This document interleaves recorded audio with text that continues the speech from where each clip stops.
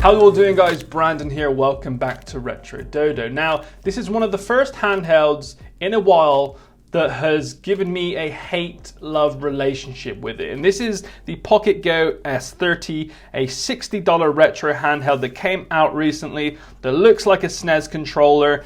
And I think rumors have it that an 8BitDo member of staff got involved with the design, so hence why it looks like one of their controllers. And in all honesty, I haven't seen a lot of people talk about some of the things that I've came in touch with regarding the quality and the experience of this handheld. There's some good things and there's some bad things. And because it's priced at $60, I can't be too harsh because the average handheld that comes out of China now is above $100. And, you know, specs wise, this is okay. So let's jump in. This is the packaging. The packaging is getting better and better. And for those of you that constantly moan about my criticism against packaging from China, there's a reason I tell them to make better packaging, and it's because this is a stepping stone for them. Because we keep moaning, they keep making better packaging, and this box is quite nicely packaged. So you get a little protective cover there for your handheld. You have the PocketGo S30 just here, and you get a USB-C charging cable, and that's basically it. There's a manual at the bottom of it, but that doesn't really tell you much. And this is the handheld itself. Obviously, it looks like the classic SNES controller. It's even using a similar D-pad. It's got the purple buttons. It's got the same select start buttons, and it's using a Nintendo Switch analog stick, which I really, really like. On top, we've got the shoulder buttons, which are kind of like semi-flared, which is quite nice. And you'll notice that the handheld is thicker at the top than it is at the bottom of the device, similar to that of the SNES controller. Now, on the front, it has a 3.5-inch IPS display with a resolution of 480 by 320. And inside, you get a quad-core 1.2 GHz all-winner A33 CPU, 512 megabytes of RAM, and 2600 milliamp battery, which gives you around about 5 hours of gameplay, 4 to 6 depending on what you're playing. Now, visually, I really, really like it. It's a stunning looking handheld.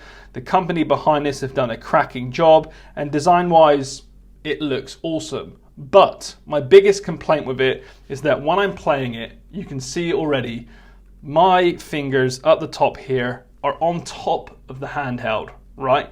I would have preferred triggers up here, but because of the way they wanted to keep it, like the SNES controller, my fingers now have to come all the way back like this. And this is extremely uncomfortable. And I've got, you know, probably average sized hands for a man. Like, they're not big, they're not small. And I'm having an issue with comfortability. And that is my biggest downfall with this handheld as of now, is that I just get really cramped fingers when playing on this for, you know, even just 30 to 45 minutes because I'm trying to play like this. So what I found is that I'm actually just resting the handheld, on my fingertips, which, okay, it does the job, but in reality, I want to grip the handheld. I want it in my hands, ready to play, get comfortable and get involved. But, you know, I'm barely touching it. I'm just floating it on the end of my fingertips to get to these trigger buttons. And the trigger buttons are really, really nice. The top ones are very, very light. You push them down, but the back triggers, because they're flared, you almost have to push them back. You can't push them down, you have to push them back, which I don't mind, but it is a bit weird. You want to push them down naturally, but because of the flare, you got to push them back. And like, I don't know if this is a build quality flaw, but when you pull the trigger back, there is a huge gap that, you know, may collect dust over time and cause some issues internally. And another build quality issue, and one my friend Joel from SWPL Gaming sent me a video of, is he calls it the shake test, and it's something I might integrate into the reviews because it kind of gives you an idea of the build quality inside and if anything's loose. Usually you shake a handheld, nothing really happens. There shouldn't be much rattling at all, and that gives you an idea of the build quality and how things have been put together inside. But this thing here, I'll try and put this near the mic. Just listen.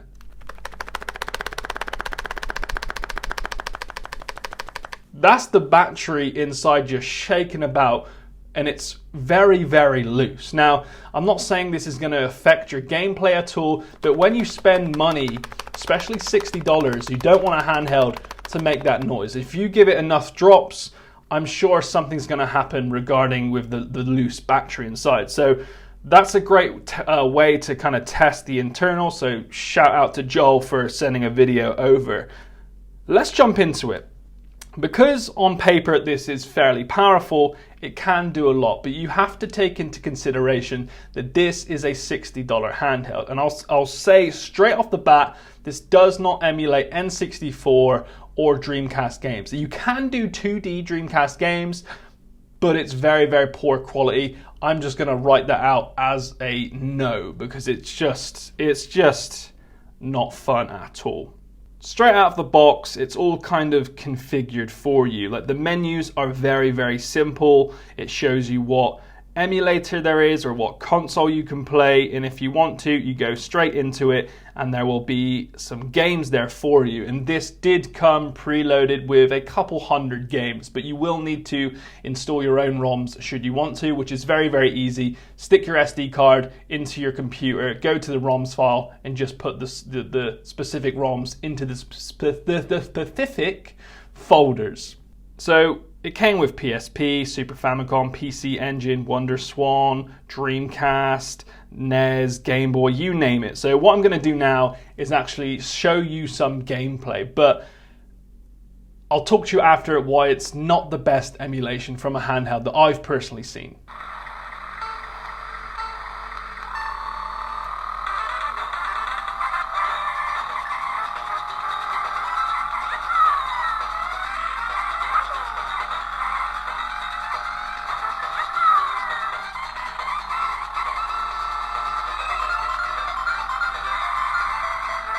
Now to come out of it, you just press the on-off button once. You can save state, load state, restart the game, or come out of the content in order to come out into the menu again.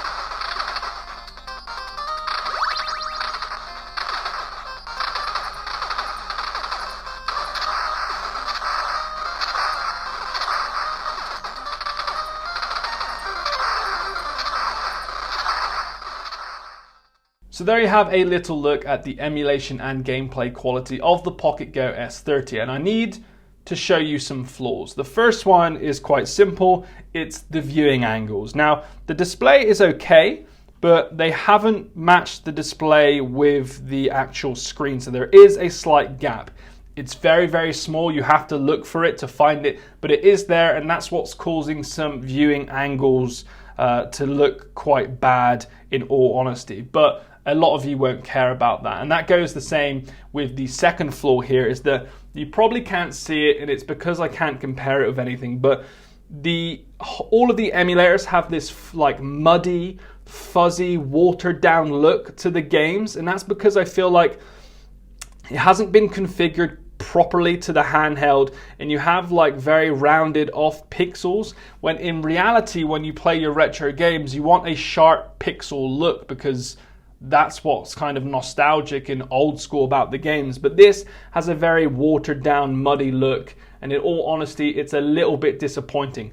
When you buy it and you play it straight out of the box, you will not notice it, but it's when you put it against a lot of other handhelds in the $100 price tag that you realize that, oh yeah, the screen is slightly different, it's a bit watered down, the colors don't pop, and it's not as crisp as other displays in the market. But in all honesty, emulation wise, that's the only problem. Admittedly, it can't play Dreamcast, it can't play N64, and that's because it doesn't have a very powerful chip, but that gives it the cheap $50 to $60 price tag that this has been priced at, which is why I can't criticize it too much. Like, overall, it's a great looking handheld, one that you can give to anyone. It's loaded out of the box with games and emulators ready to go. The buttons are configured, like they're getting better with out of the box experiences, and that's one thing the PocketGo S30 here is really good at, and it just looks great. The only downfall with the physical appearance is that it's a little bit uncomfortable, and not many people has, mentioned this, but for me, with an average size man hand, I want the triggers up here instead of me having to hold it like I'm holding something fragile. Do you know what I mean? I want it in me hands to play.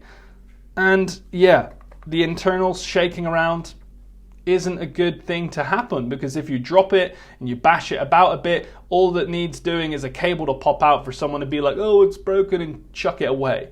So, but that's what you're going to get with a $60 handheld. This is somewhat budget now, and I think they've done a really good job. So out of 10, I'd probably give it a 6.5, 7. Like, it's not perfect, but it is great for $50 to $60. So if you want to pick it up, there is a link below. It'll make a great gift for yourself or a friend that you want to get into the retro gaming scene, but just don't think that you can get N64, PSP, good emulation, and even Dreamcast out of it, because that's not going to happen with this cheap chip.